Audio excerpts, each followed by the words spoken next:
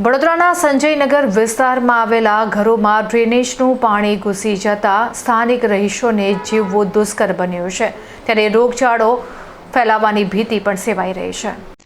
વિસ્તારની ડ્રેનેજ લાઈનો ઉભરાતા ગંદુ અને તીવ્ર દુર્ગંધયુક્ત પાણી લોકોના ઘરોની અંદર ઘૂસી ગયું છે, જેને પગલે સ્થાનિક રહીશોનું જીવન દુષ્કર બની ગયું છે। ઘરોમાં ચારે તરફ ગંદા પાણી ભરાઈ જવાને કારણે ખાધા ખોરાકી, ઘર વખરી અને અન્ય કિંમતી સામાન પલળી જતા ભારે આર્થિક નુકસાન પહોંચ્યું છે। ચારે તરફ ફેલાયેલી દુર્ગંધ અને ગંદકીને કારણે વિસ્તારમાં ડેન્ગ્યુ, મલેરિયા અને કોલેરા જેવા ગંભીર રોગચાળો ફાટી નીકળવાની દહેશત ઊભી થઈ છે। સ્થિતિ એટલી કફોડી બની છે કે કંટાળીને અને આરોગ્યની જાળવણી અર્થે સ્થાનિક પરિવારો પોતાની જરૂરી સામાન લઈને અન્ય સુરક્ષિત સ્થળોએ સ્થળાંતર કરવા માટે મજબૂર બન્યા છે। નગરજનોમાં પાલિકા તંત્રની નિષ્ક્રિયતા સામે ભારે રોષ અને આક્રોશ વ્યાપી ગયો છે। રહીશોની આક્રોશપૂર્વક માંગ છે કે વડોદરા મ્યુનિસિપલ કોર્પોરેશન દ્વારા યુદ્ધના ધોરણે ઘરોમાંથી પાણીનો નિકાલ કરાવવામાં આવે અને ડ્રેનેજ લાઇનનું કાયમી નિવારણ લાવવામાં આવે, જેથી લોકોને આ નરકાગારમાંથી મુક્તિ મળે।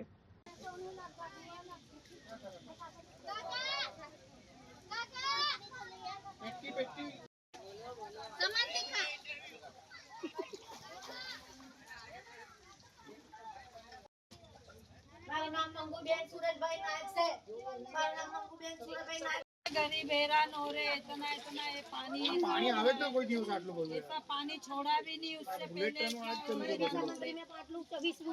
पानी घुसी गયું છે। અનાજ પાણી અમાર બધું પલળી ગયું છે। અમને થોડી સહાયતા કરો, અનાજ પાણી લેવાની ખાવા છો 4 છોકરા હું ખાવાનું અમારે હવે બધું પલળી ગયું, બધું સામાન વરસાદ પડે મેં કાઢ્યું બધું અમે કે પહેલા અમારે પાણી નતું ભરાતું હતું।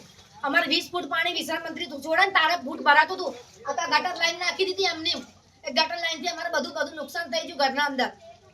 આટલું બધું પાણી ભરાઈ ગયું, જોયેલા તમે અંદર બી તો જોયેલા બધું ભરી ગયું, અંદર બી અનાજ બનાજ કશું રહ્યું ના સાહેબ, અમારું એકદમથી પાણી ઘૂસી ગયું। સંજયનગર દિનેશમી લકોટા છે।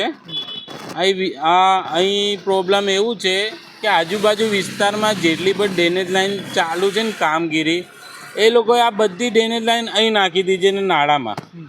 એ નાળાનું પાણી ગટરનું બધું અહીં ભરાવે છે, કેમ કે નાળાનું આ બાજુનું ભાગ જો ને પેલી બાજુનો ભાગ જો આખું ક્લિયર છે।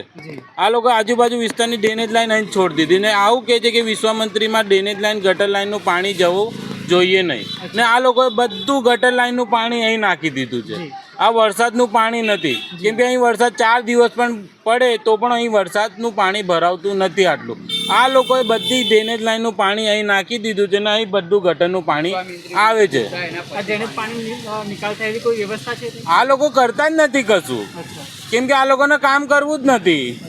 આખું નાડું થઈ જો આજે 4 દિવસથી એ લોકો ખોદે છે।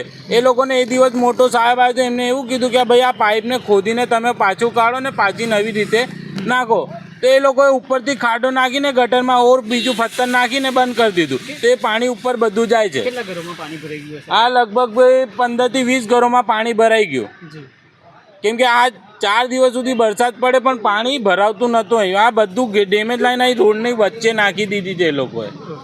બધું ચારો બાજુનું વિસ્તારનું ગટર પાણી અહીં આવે છે। લોકો નાના નાના છોકરા રહે છે, બધા બીમાર થશે તો એની જવાબદારી કોણ લેશે? મગર હતું, હમણાં વચ્ચે પકડાઈ દીધું હતું મગર છે એક, પણ એ વચ્ચેથી નગરતું નથી। મગરની પણ બીક ખરી, કેમ કે મગર જ્યાં પાણી પાછળથી આવે છે ને ફૂલ ભેગથી તો બધા મગર આ બાજુ આવે છે। એટલે અત્યારે શું છે, અહીં મગર છે પણ એ બહાર રાત્રે જ નીકળે છે। નાના નાના છોકરાઓ જે બીમાર થશે ગટરના પાણીને તો શું કરવાનું? એની જવાબદારી કોણ લેશે?